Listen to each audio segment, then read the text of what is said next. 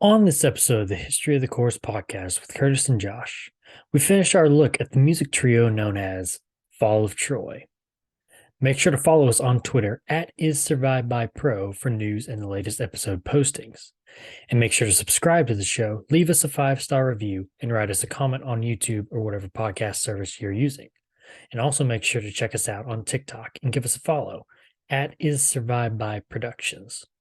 Now, without further ado, let's start the show. The devil is in Atlanta. Army surrounded.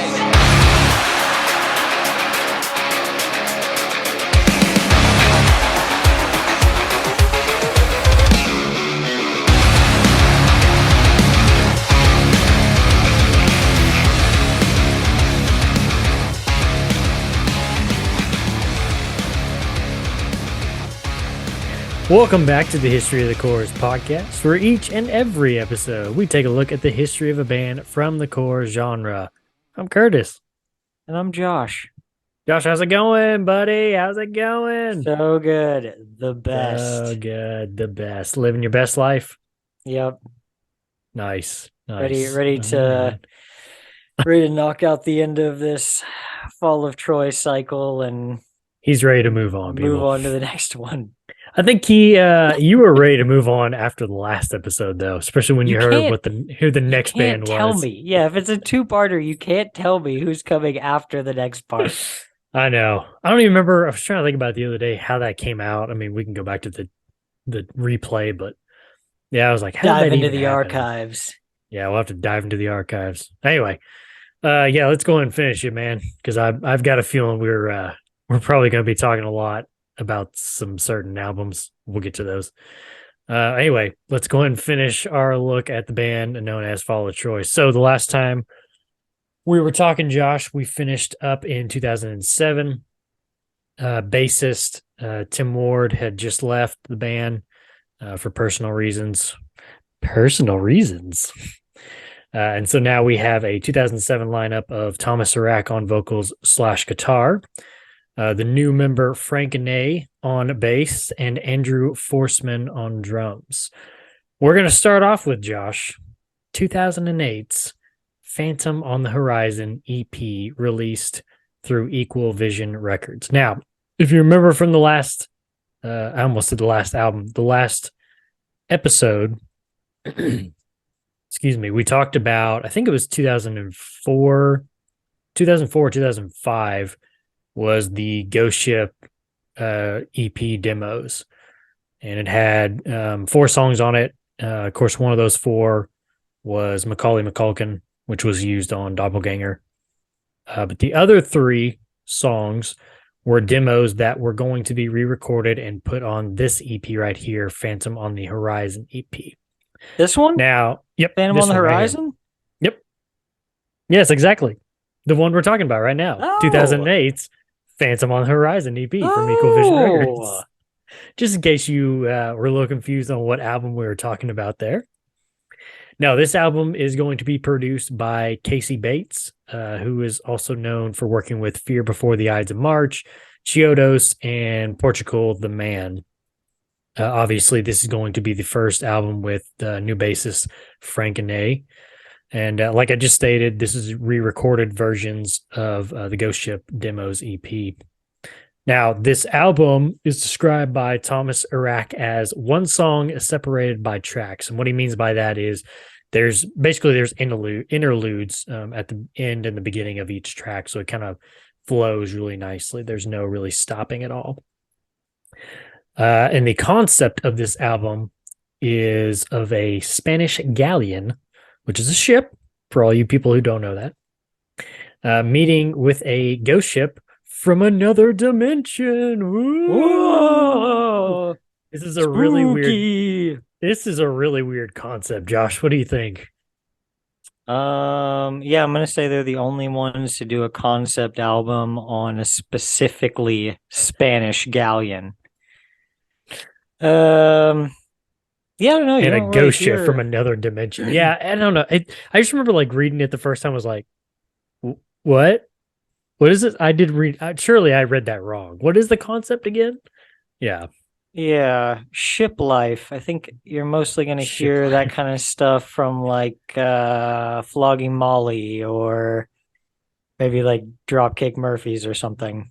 Right, exactly. I don't know. Yeah, it's a weird But anyway. concept album. I don't know. I never. Sometimes you like pick up on stuff, you know? Several times in this episode, I'm going to be referring to Coheed and Cambria, Oh both boy. in a positive and negative light. In negative light. Positively, I will say that listening to Coheed, you can pick up on a lot of the elements of the story without Mm, really knowing exactly what's going on. what it is. You can just kind of piece it together yourself. Yeah, listening to this, I had no idea that that was what that was about. Yeah. And it's then that's what I was gonna say too, is like you start listening to it and you're kind of like, what? At what point did it become about that? Were the originals about that? Yes. Okay, all right. Yeah. Yeah. I mean, this EP's basically been in the making for the last 3 or 4 years. Um, dating back to the demos that they put on Ghost Ship EP. Um, but yeah, I don't know. The last two albums were just so like, Yeah, they and just that's kept see, and that's climbing and the other thing climbing, too. and It's like then you come out with this, and it's kind of like, what happened? Well, we were on I don't know. It felt like you were on like one track, and the next thing you know, like we were on a totally different road, and I'm like, what? What is this? I don't understand. I don't know. To me, it's a little strange, like the timing of releasing this with the way the concept is for the EP, and it's just like it doesn't make sense following up or following doppelganger and manipulator. It's like what? yeah, yeah, it Personally, definitely I comes back down. yeah, personally I don't this it's okay. I'm not really a big fan of Fan on the Horizon, but I It's will okay. say Yeah, that's I do like Ghost Ship Demos EP. I like yeah. those No, I liked versions Ghost better. Ship. I Yeah, like those versions better than the re-recorded versions that are on this album for sure. I definitely think it's one of those where it's kind of like, yeah, you probably should just left it be, you know. yeah. So, but the fun fact on this, Josh, was this album was played in full both on the West and East Coast of the band's tour when it was released, and there are some guest musicians included. Josh, would you like to hear about them? Would you like to know more? Are these like rotating members basically for these tours? Well, I just meant on the album. There's guest musicians on the album, not the Oh, tour. on the On EP? the actual EP, yeah. Okay. No, I'm good. Tell me. Okay. We'll move I feel on like I could here. sit Let's here see now. forever, just like, no, you tell me. I don't want to guess. Is what I'm saying. Oh man. Okay, so there are some guest musicians included. They are Dave Marion, who does vocals. He's from Fear Before the Eyes of March. You got Ryan Donnelly, who also contributes vocals. He is from a band called Schoolyard Heroes. You also have Jonah Bergman, who also contributes vocals. He is also from the same band, Schoolyard Heroes. And then the last one is Noella Johnston, who contributes keyboard and is in a band called Mon Frere. Yeah. Do you know who? Yeah. Do you know These who? are shitty guest appearances. Do you know who Schoolyard Heroes is? I once saw The Wedding with two members of Glass Casket playing with them. Like What? that's a fucking Yeah. sub in. Like that, yeah. Interesting. Yeah, very interesting. No, but have you heard of the band Schoolyard Heroes? I feel like I've heard of them before. No, Okay, maybe I that's feel not like I've ringing any heard the bells name for at me. least. Gym Class Heroes. Yeah. I don't know. Well, anyway, let's get through this track list real quick and get on to some better stuff. Songs on this album include Chapter 1, Introverting Dimensions. Chapter 2, Whoa! Chapter 2, A Strange Conversation. Chapter 3, Nostalgic Mannerisms. Chapter 4, Enter the Black Demon. And Chapter 5, The Walls Bled Lust. Does Of that make you course think they of? did. Does that make you? Yeah. Does that make you think of Coheed and Cambria at all? Those song Those titles? track lists, yeah. That make me kind of think Interverting of that a little bit. dimensions. I mean, the chapters add to it for sure. Like the chapter being in the title of the name. For sure, yeah. You know, Good Apollo, I'm burning star 4. It's immediately what I thought of, yeah. Or Secrets of the or In Keeping Secrets of the Silent Earth, Volume 2. Right. Alrighty. Well, that's Phantom Yeah, of the kind of. I EP. could. Or Phantom Yeah, of the I don't Horizon know. EP. A lot of Coheed's song titles though are longer than this even. True. Yeah, oh, yeah. Easily. Easily, man. All right, you ready to move on? Yeah. Let's move on to what I would guess might be your favorite album by Fall Out Troy, man. I say that sarcastically. 2009's In Like, the what? Unlikely Event. I already from told you it's Equal Vision Manipulator. Records. Yeah, I already know what it is, man. I'm just messing with you. 2009's In the Unlikely Event from Equal Vision Records. This album was produced by Terry Date. And hey, I've got a link here. Let's click on it and see what it says. Oh boy. Okay, so I put this link in here because I wanted to look at what this guy had done, like production wise. I remember seeing some big names. Let's see here. Who was it? So looks like he's done a bunch of work with Deftones. Of course, he's been around for a long time. He started doing producing work back in the it's like 80s. But looks like he did some. You have my attention. He's Which done Deftones albums? Which well, ones let's did he see do? here. The ones that are coming up right this second because it's in a big list here. Looks like the first one I see is Did he do Adrenaline or he Around did the Fur? Adrenaline. He did Adrenaline. He did Around the Fur. Okay, I think he did some more. He did Deftones. those are the best ones. Let's see here. But going back, I think you'll like this though, or well, at least find it interesting. He produced. Where to go? He produced Pantera's Cowboys from Hell. And he also produced Vulgar Display of Power. I've come to this conclusion as an adult that Pantera kind of sucks. Yeah. Like well, they're not really that good. Like I used to really like them and I used to really think like, oh, that's Southern metal, you know? But Right. it's like, they are not Southern metal. Like and Ooh, go ahead. oh yeah, and they just I don't know, they just they just How suck. about- All their how about- music's like way oversimplified. Yeah. Okay, how about this? 1995's Astro Creep 2000 Songs of Love, Destruction, and Other Synthetic Delusions of the Electric Head by White Zombie. Interesting. Let's see here. He's done. He did Limp Bizkit's Significant Other. Looks like he's done some Incubus stuff too. Anyway, let's move on here. Which Incubus albums did he do? First one came up as Science from 1997. Okay. Let's see if there's any other ones here. He did Smashing Pumpkins 2007's album Zeitgeist.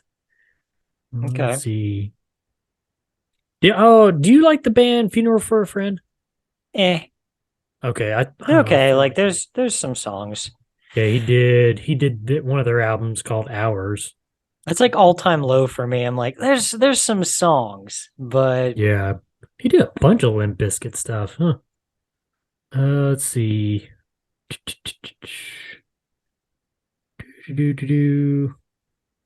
Okay, he did Bring Me the Horizons, Sempiternal from 2013. yeah. Yeah. Now past Suicide Season, I don't care. Looks like the biggest thing he's done is, or like consistently, is worked with Deftones. Because he even Nice. did their 2020 album. Interesting. Nice. Anyway. Great. Let me get back In the to- Unlikely Event. In the Unlikely Event. Produced by Terry Date.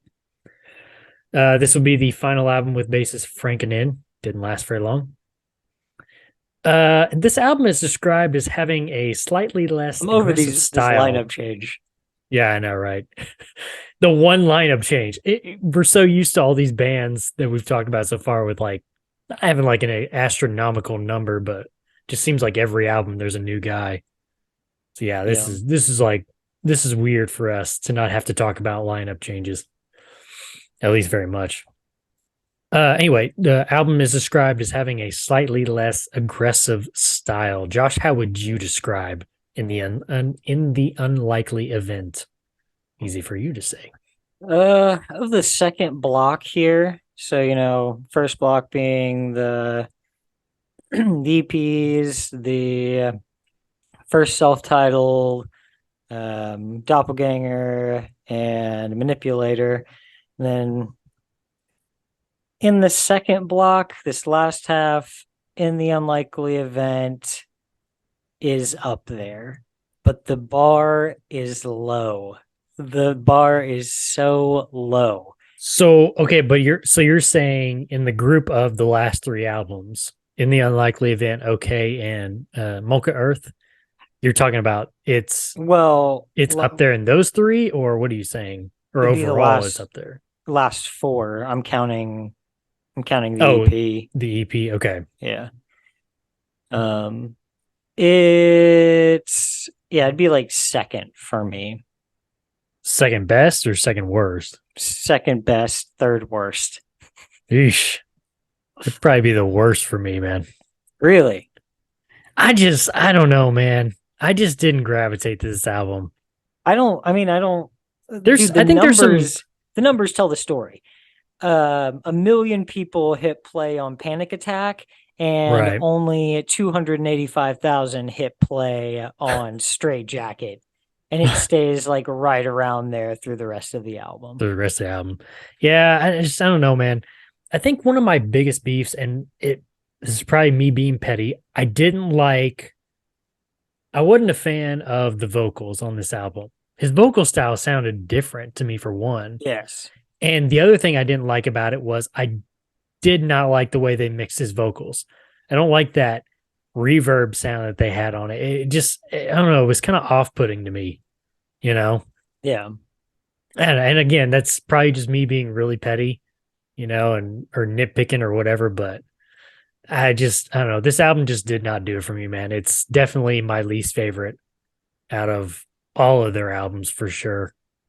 Isn't this kind of on the other side of all the drug abuse and everything? Like, I don't know. You tell me. I'm pretty sure this is like after.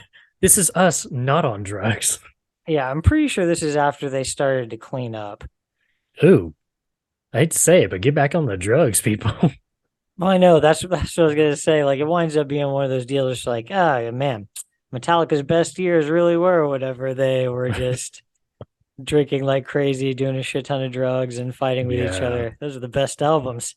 Man, yeah, I don't know. Just doesn't do it for me, man. Yeah, no, for sure, I agree that the bar. That's why I said the bar is low. It's very low. That's true. But I don't hate this one the most. Okay. I'd have to say for the album, Battleship Graveyard's okay.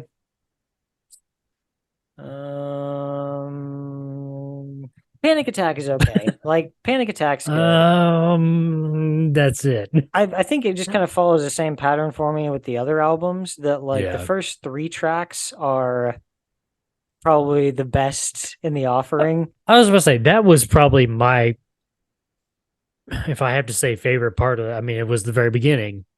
But then, just after that, I was like, God, is this album over yet? And that's the other thing, too. It's their longest album. It's almost an hour long. I know. And so I'm like, God, why does this one have to be the longest? I know. Getting through like a few songs, it was like, oh, how long is this one? I looked, it's like, of course it had to be. Exactly, yeah.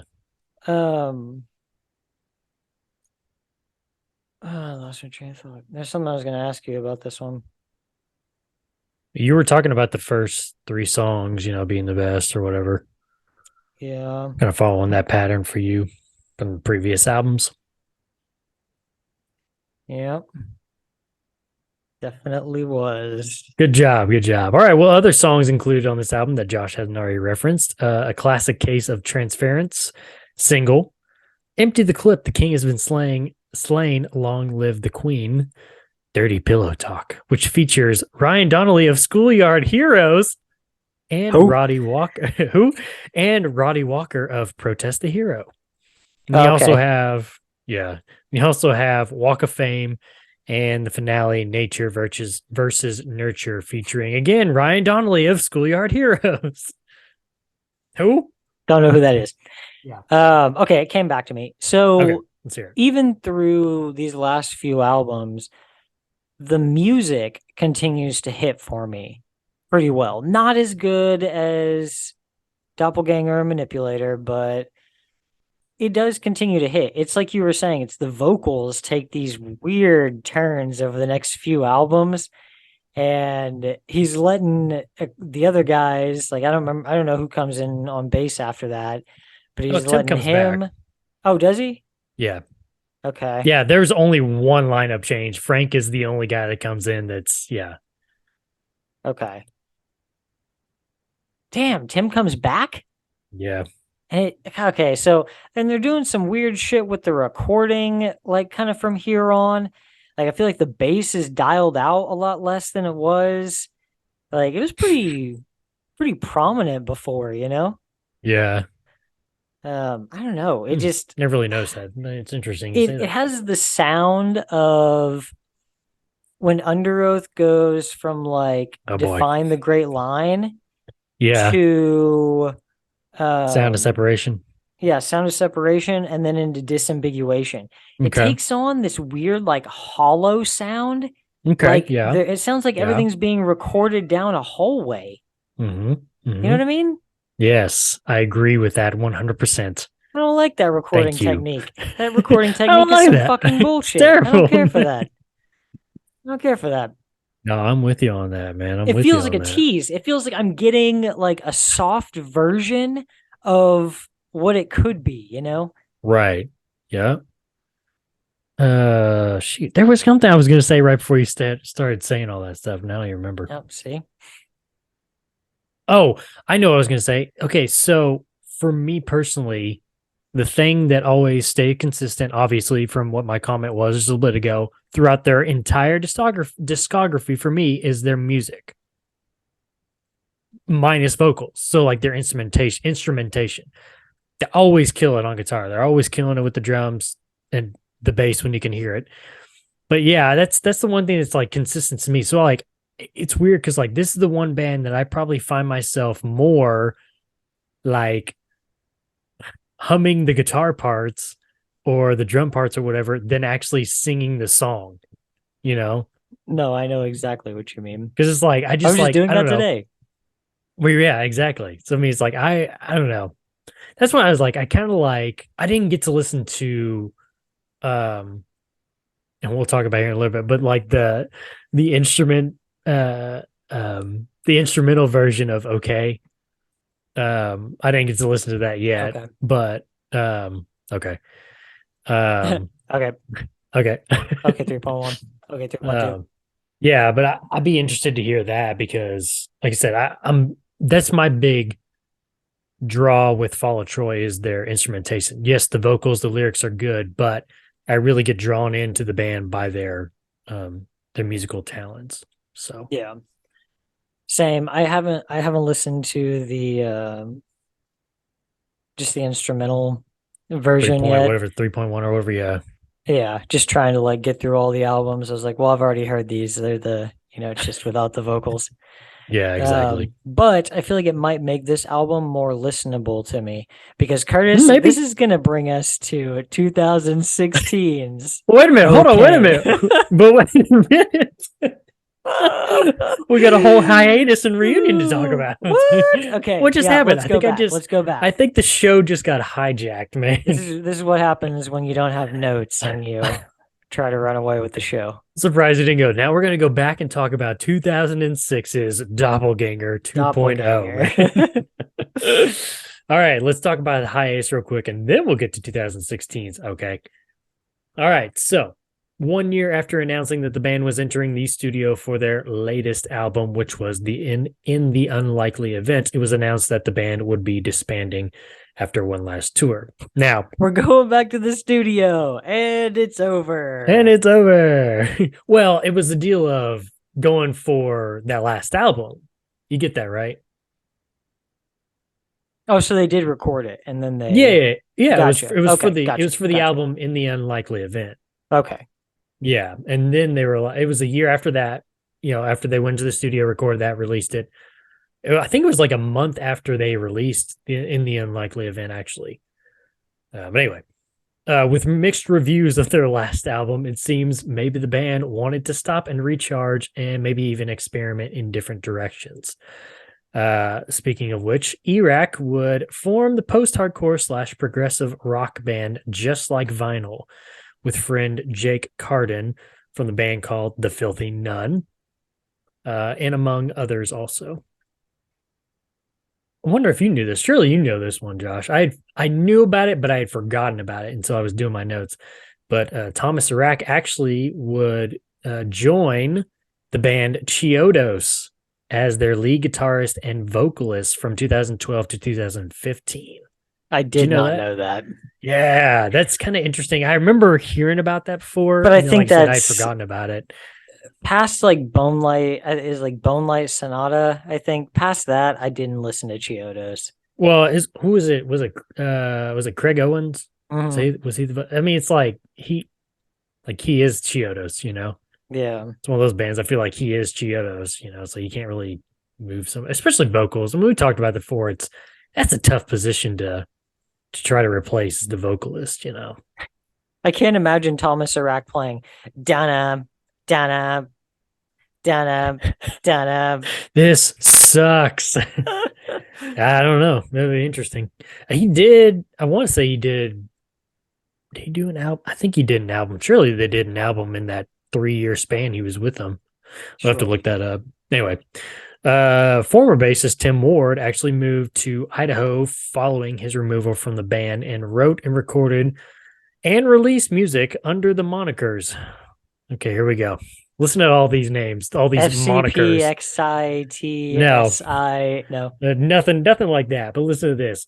So here are the monikers he released music under: Messed Up Coyote, Cool Timmy, Trash Kids, Dorothy Valens, and Stranger Danger. Okay. What is happening? What is I don't know. I'm moving on. Anyway. He couldn't settle on a name. I don't get that. Anyway. Was it Cool Timmy? Was that one of them? Cool Timmy was one of them, man. That's probably the best one. Cool Timmy. Frank Anay, who was the bassist on the last two albums, formed the band Chineke as lead guitarist and vocalist. Ooh, interesting. I actually saw a live performance. I think it was of I Just Got This Symphony Going when he was in the band. And his vocals were actually pretty good, man. He did some unclean vocals, and they were actually pretty good. I was surprised. Anyway, let's talk about the reunion, Josh. You want to talk about reunion? Let's talk about the reunion. I am dying to talk about reunion. Does Tim come back in this? He will. He will. You see, for 3 nights, Josh, in Austin, Texas, in December of 2013, the original lineup played 3 shows. And each of those shows, Josh, the band played in full their first 3 albums: The Fall of Troy, Doppelganger, and Manipulator. Damn. Yeah. That would have been nice, right? Every night or each night was a different album? Each night was a different album. Oh, man. Yeah, so 3 That would've been shows, cool to get 3 all albums. Yeah, take us to all 3 nights. Yeah, would have been sick. All right, during the reunion, the trio announced that they would be making music together again. Obviously, the trio, like I said, was Andrew Forsman on drums, Thomas Iraq on guitar and vocals, and Tim Ward is coming back, baby, on bass. Now, 1 year after their 3-night show in December of 2013, so here we are in 2014, Thomas Iraq would leave Chiodos to focus on, drumroll please, the new Fall of Troy album, which is 2016's, okay, was self-released. All right, Josh. Which was also just, okay. I know you've been waiting for this moment, man. Big big moment. The floor is yours. I don't like this album. Why is that? I don't like it at all. I don't like the vocals on it. Well, hold on I one feel second. like Let me most of the album is just it's just sex. Most let of the me album is just sex. let me ask you something real quick. Does it ease your pain to know that this album was released as a pay what you want album? So Yeah, that basically makes you me could feel say, good. I don't want to pay anything, and you can get the album for free. That makes me feel good. Okay. I thought you Yeah, might like that. Go ahead, continue. the thought of people paying $10 to $20 for this is disgusting to me. Yeah. Now I will say that was through their Bandcamp when they was released. You go onto their Bandcamp site now and you have to pay money for this album and the next one. Okay. So, you know. I will say that a single word is actually a track that I really like on the album. As a Okay. whole, I think it's Okay. terrible. Okay. Okay. But a single word I feel like is really good. Succomatic's okay. Yakomatic. And I do like ending on your loss. Okay. Okay. Yeah, that's really about it for me. There's like a couple like sweet spots. And again, the music hits, but it's the vocals and the lyrics that do not do it for me in this album. Yeah, I hear you. Okay. Okay. So, I like this album. what did you think? It's not my favorite. I mean, don't get me wrong.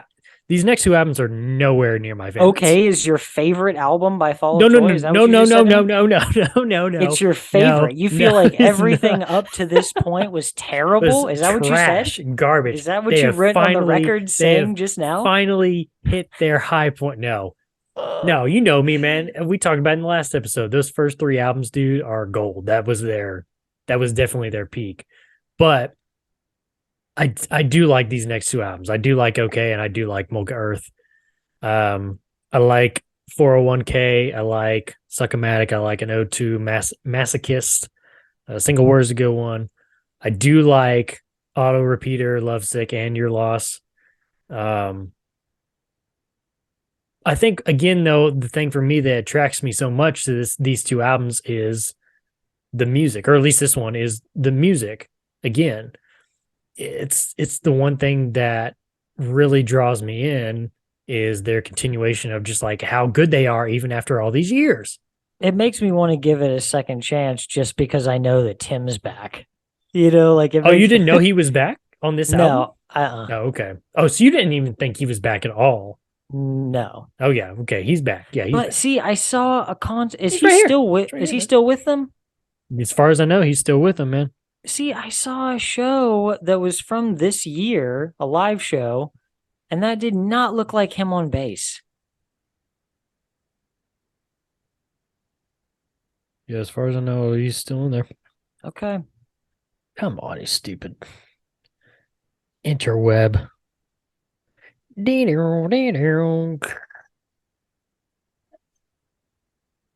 Yep.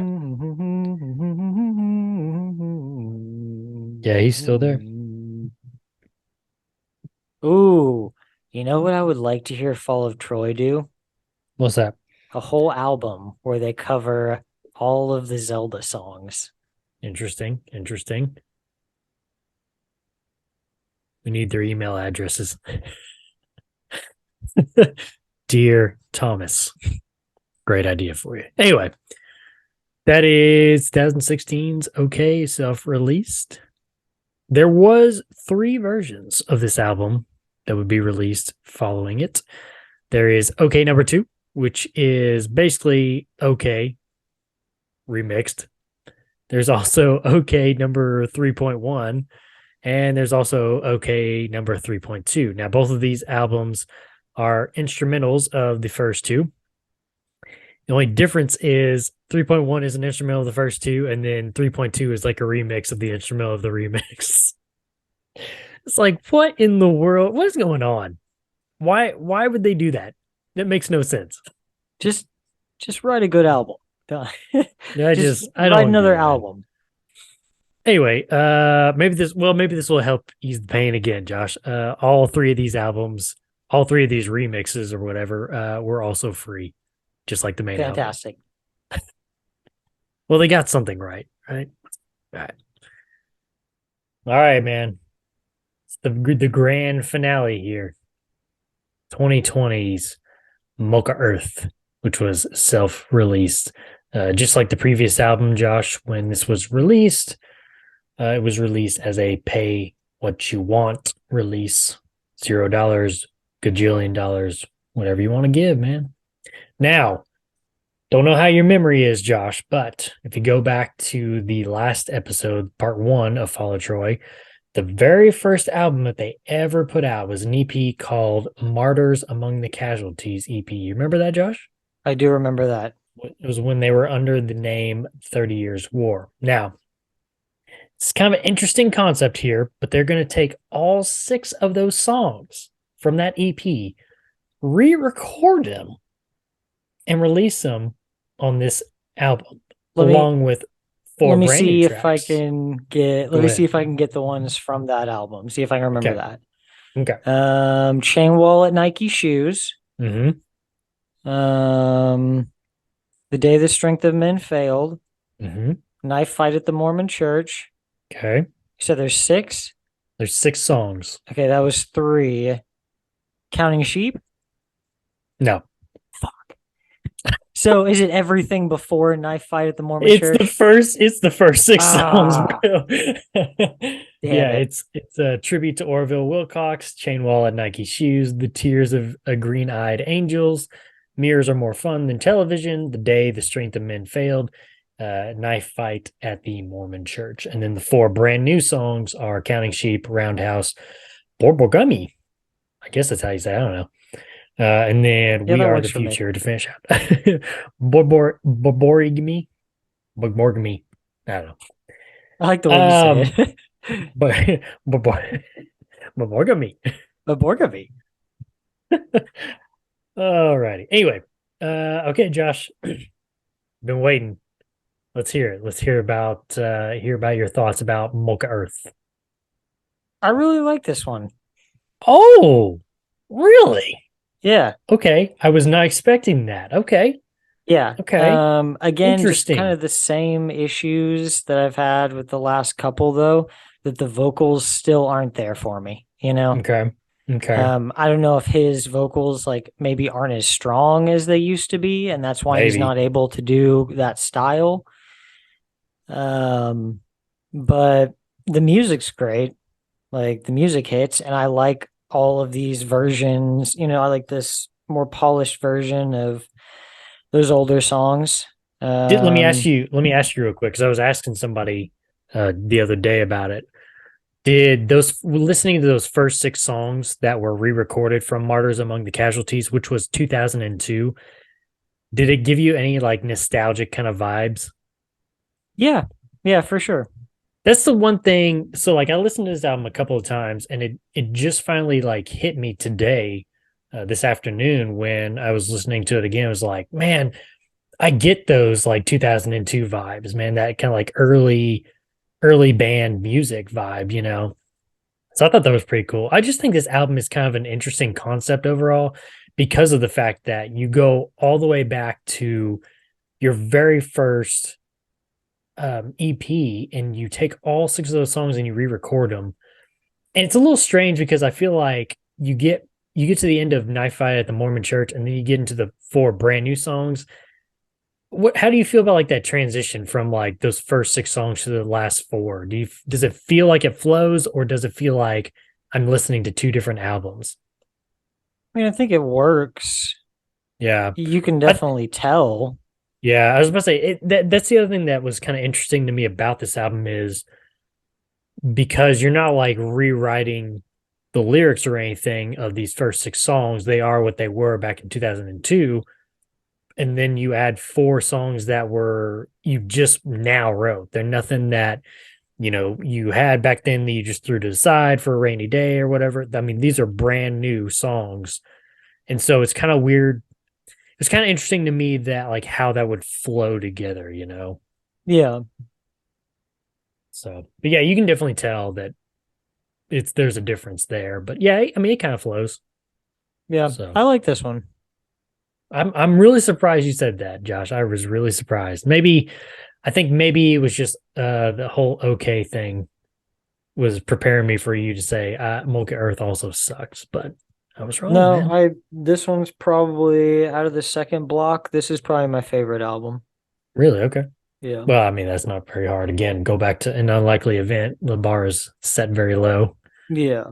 So, all right, man. Well, Josh, that's their discography, man. If we want to talk about current and present, I don't know if they're still on this tour, but if they aren't, they were on tour celebrating 15 years of the album Manipulator, Josh. But you would have liked that one. I thought you might like that. Now, there is no news at the current time of this recording of a future album. Be kind of interested to see what do you think, Josh? Okay, he's a little distracted, but Sorry, what's fucking happening? cats are fighting. Oh, nice. I didn't know what was happening. What do you think future wise, Josh? Do you think this band has a bright future? I mean, that was a weird question. I think the best years of Fall of Troy have come and gone. Okay. Now, if they put out another album, I will listen to it. I think they still have some potential to do some more good stuff along, the lines of Okay. Molkit Earth. Molka Earth. Yeah. Moo killed Who Earth. killed Earth?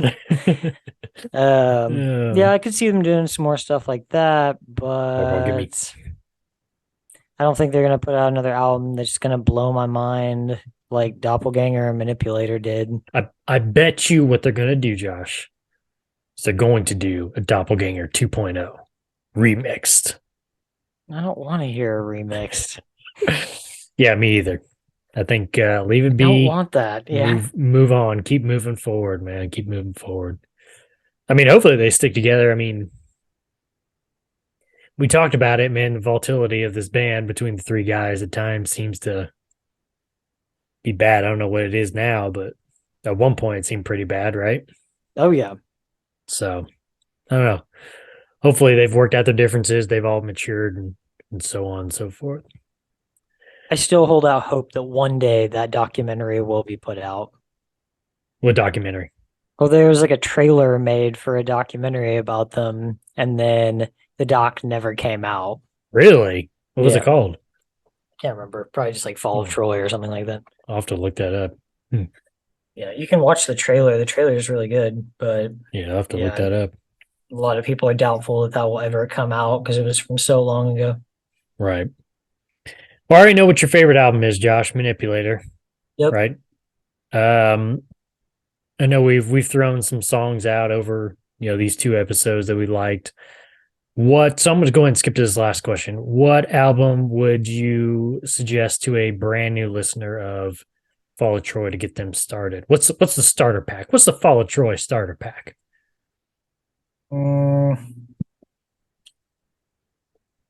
That's hard to say because we always talk about like probably not your favorite album, but what's most accessible.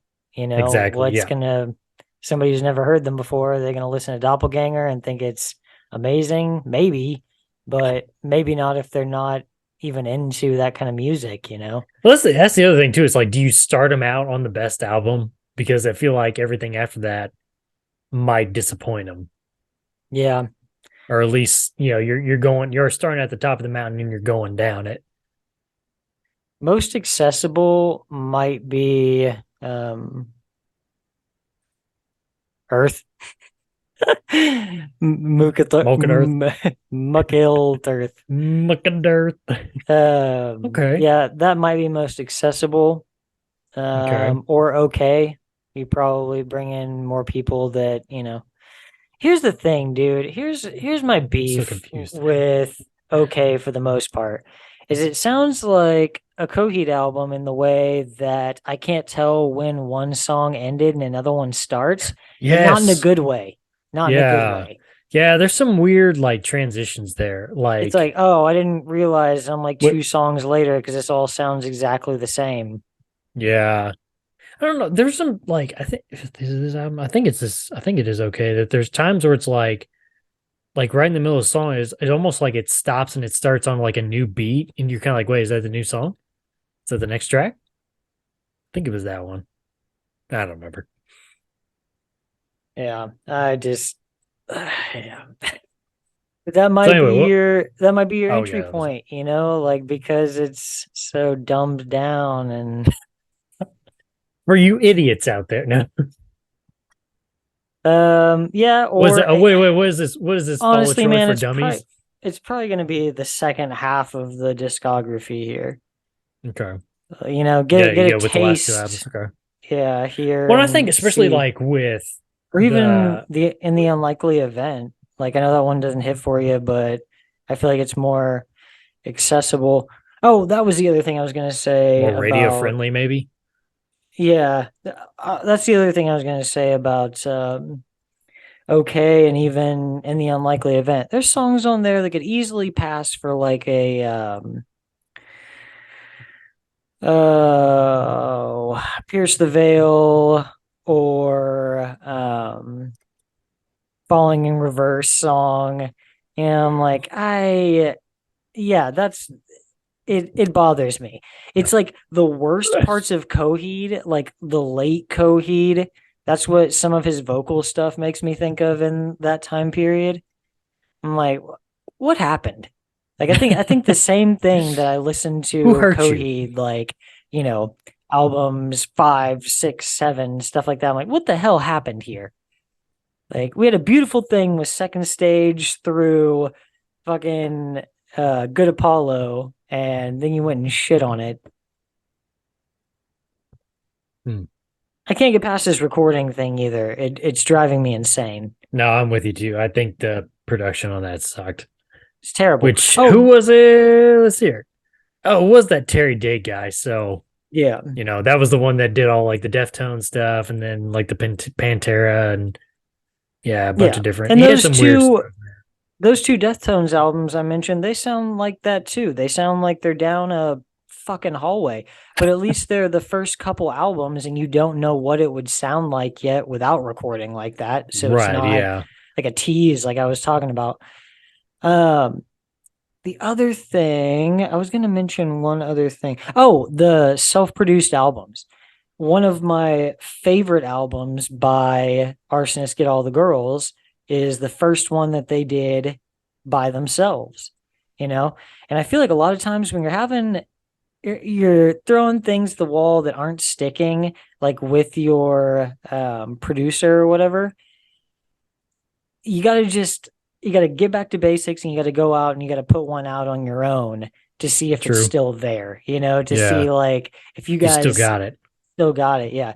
And I feel like, yeah, they totally did that with this album.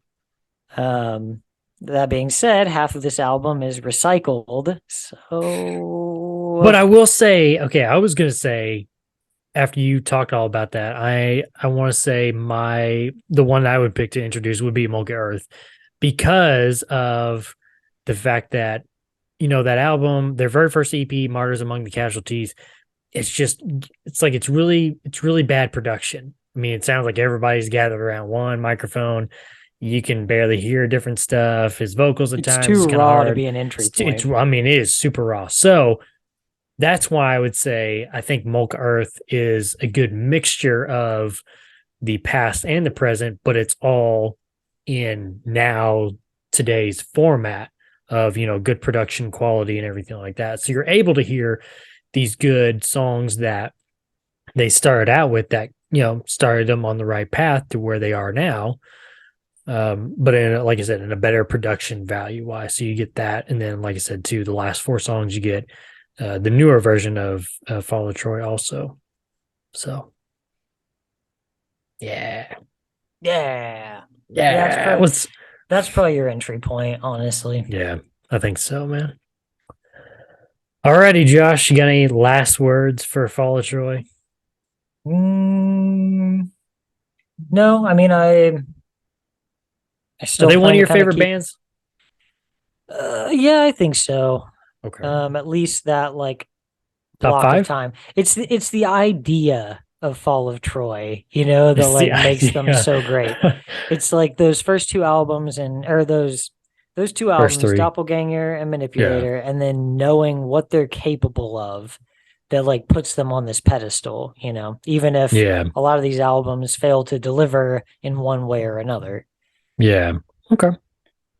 Alrighty, man. But I'll be keeping an eye out for them, hoping that they one day are able to match Manipulator. That's gonna be tough, man. Or even Doppelganger. Yeah. Whew. Yeah, that'd be tough. That bar is pretty high. Well, alrighty, man. Let's get on out of here, shall we? Make sure to follow us on Twitter at is survived by pro for news and the latest episode postings, not just on this show, people, but on our other shows too. You got the Red Right Hand podcast, which covers all 6 seasons of the BBC / Netflix hit TV show Peaky Blinders. You also have the Throne of the Dragon podcast, which covers the first season and when the new seasons come out too of HBO's House of the Dragon. And Yes? soon to come, an in-depth look at the history of House Targaryen leading up Ooh. to the Dance of the Dragons. Are you Let me gonna ask- pull out the family tree here? Oh yeah, I'm gonna get Oh, my boy. charts and graphs out. He's Are making you a PowerPoint. Are you planning to stay as spoiler free or unsullied, as they say, for the next couple years? About like the Dance of the Dragon? Yeah, Yeah, I'm already screwed.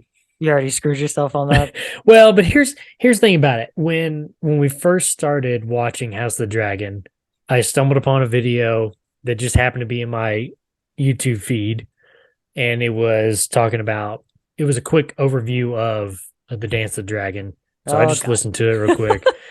Yeah, well, but it's one of those where it's like, dude, I know what happens in the end. I know who wins, but If you could call it that. and that's why I said in quotations because it's like nobody really wins, bro. Nobody wins in this game. Which we talked about in that show too. It's like there's not. I don't really. That's one of the things I really like about House of the Dragon. There's not really these are the good guys and these are the bad guys. It's just like, hey, this is life, people.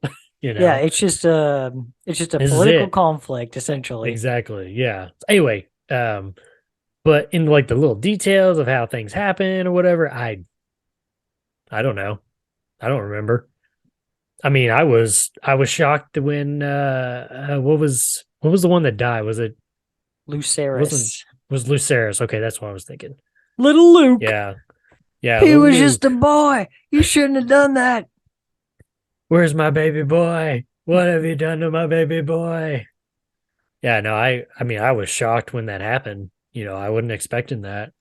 So yeah, like I said, I know the outcome. I just don't really remember all the little things that, go into it. And on top of that, like I said, it was a quick overview. So I'm sure there's a lot of details that they spared me, Okay. So Cool. But yes, We'll be other than able I'm not going to like, go into any, deep dives of, of it or anything like that. I'm trying to stay pure here. I am pure. I want to be pure. Unsullied. Yeah. Cool. Well, don't let me stop you. Continue. Hey, while you're on Twitter, also check out this guy over here. I think I'm doing it the right way. Hold on. Yeah, God I am. knows. Okay. I couldn't tell. I have my notes in the way, so I can't really see me. I just see you. Yeah. Anyway, go check out this guy on Twitter at Joshua Lynn Gary. And hey, make sure to leave us a 5-star review and write us a comment on whatever podcast service you're using, man. And if you want to listen to us and see our smiling faces, head on over to our YouTube page. Just search Is Survived by Productions, and that'll have every episode from all our shows that we just mentioned. Subscribe to the channel and thumbs up every video. Every single video, people. Every single one. All of them. All of them. And if you got a TikTok, go over to TikTok, check out our TikTok. Give us a follow. TikTok at is survived by productions on TikTok. And finally, if you have a band from core genre, TikTok, and you want us to discuss about that band, leave us a comment on any of these services with the band name you want to hear. And maybe, just maybe, if you're lucky, we'll talk about them. Got anything else, Josh? I think that's it. Give us the teaser. Who's coming next week? Can I get a drum roll, please? I don't know if it'll pick it up. We're gonna find out. I hear nothing but silence. That's a terrible drum. Your drum is broken, bro. No, we got the band. I think it's dialing out the sound. You think it's dialing out? We've got the band from Boston, Massachusetts. Vanna. Dropkick Murphys. Close. No. The band Vanna. Ooh. Interesting. Vanna Murphy. Dropkick Vanna. Dude. This one's gonna be sick. Yeah, At least I'm the first excited half for this of it. one. I don't know. What's your real quick, what's your feeling on the second half once they change vocalist? Oh yeah, that's no good. Okay. Yeah. Yeah, Okay. that's We're no on the good. same page there. Okay. Now, essentially, we're going to be talking. We're going to be talking curses, and we're going to be talking. Come on, bro. You're missing the best one. I know. I can't remember the name of the album. The though. Give one me a that sec. we started it out on, bro. Dead Language for a Dying Lady. Come I'm the on. You Wind, got You Were the this. Feather. You got this. Search on. Party Never Came. There you go, buddy. There you go. I like it. That's All right, the one man. with like the horse skeletons, right? Yes. Hey, you know what Nice. the funny thing is though? We were talking about, when they change vocalists or whatever. It's gonna be Yeah. kind of like Fall of Troy. There's gonna be two parts to it, and the first part is the good part. The second part is when they change vocalists. So come back for that second part if you want. The first part will be all us praising like how good everything is, and then part 2 will be us shitting all over how bad everything is. Oh man. That's how a lot of these are gonna go. Well, hopefully not a whole lot of them. Except but for we'll this, find out. except for this the Every Time I Die episode when all 3 parts are just like, wow! Or the chariot, or well, I guess that was Yeah. just one part. But yeah, anyway. Alrighty, man. We'll see you next episode for Boston, Massachusetts' own Vanna. See ya. See ya.